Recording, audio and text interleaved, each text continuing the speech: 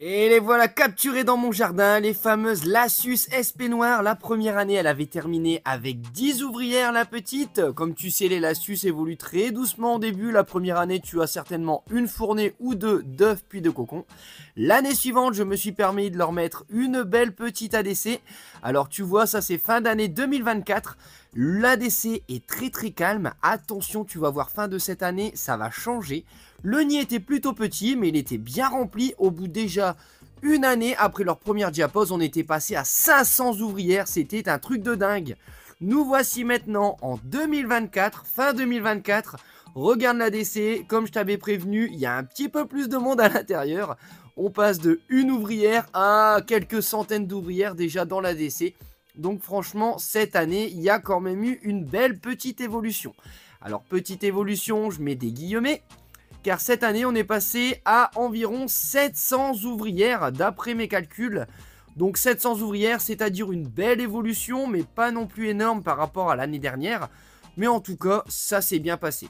Comme tu peux voir déjà, j'ai gagné beaucoup plus de vie au sein de l'ADC, ce qui va être pas mal pour les nourrissages, tout ça l'année prochaine, je l'espère. Et j'espère changer cet ADC pour leur mettre quelque chose de plus correct. Au niveau du nid, l'année dernière, on avait terminé avec celui-ci. Comme tu peux voir, il s'est un peu plus vidé, étant donné que l'ADC est bien rempli et qu'il y a surtout un deuxième nid.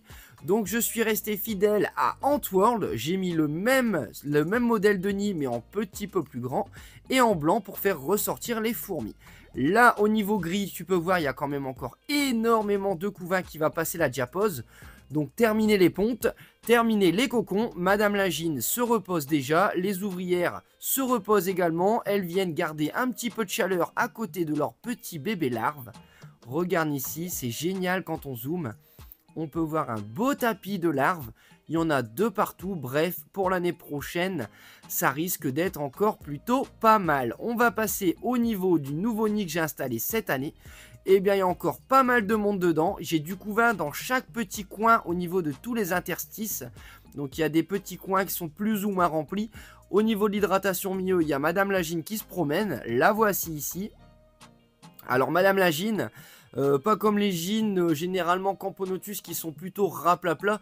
Là, on est plutôt sur de la gine qui ressemble un peu à de la Formica. Elle est un peu speed dès qu'on la filme, dès qu'on la regarde. Elle est speed un peu comme les Formica. Après, c'est sûr que niveau développement, c'est pas pareil. Là, on aura encore des ouvrières qui font tous la même taille. Il n'y aura pas de caste. Donc, de l'ordre de 2, 3, 4 mm maximum pour les ouvrières. Et comme je te montrais ici, regarde, il y a quelques niveaux, une petite zone de mêlée. On se croit en rugby au niveau de l'hydratation. C'est parce qu'il y a énormément de petits couvains autour. Donc, elle leur garde plein de chaleur pour cette petite diapause.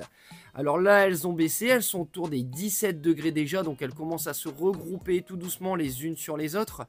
Je vais les descendre très prochainement dans ma cave, donc là on va descendre directement à 14 degrés, puis 10-12 degrés, pour être réveillé au niveau du mois de février. Et là, ce sera reparti pour une nouvelle évolution.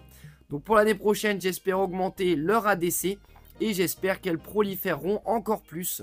En tout cas, belle observation. Alors, c'est une espèce qui est géniale pour débuter. Franchement, je te la conseille. Après, il n'y aura pas énormément d'interaction au niveau de l'ADC. Mais pour l'instant, je suis une petite colonie, on va dire, entre guillemets. On verra l'année prochaine si ça carbure.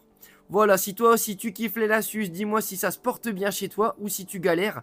Pour info, j'ai galéré 2 ou 3 essais avec ces Lassus. Là, je suis vraiment content qu'elles tiennent le coup et qu'elles évoluent bien. C'est une belle fierté pour moi, ces Lassus.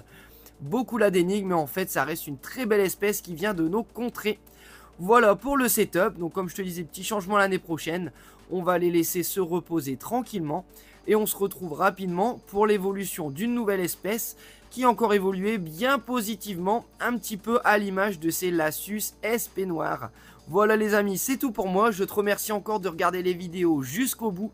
N'oublie pas les likes et de commenter, ça me fait vraiment chaud au cœur. D'ici là, plein de bonnes choses pour vos colonies et à la revoyure!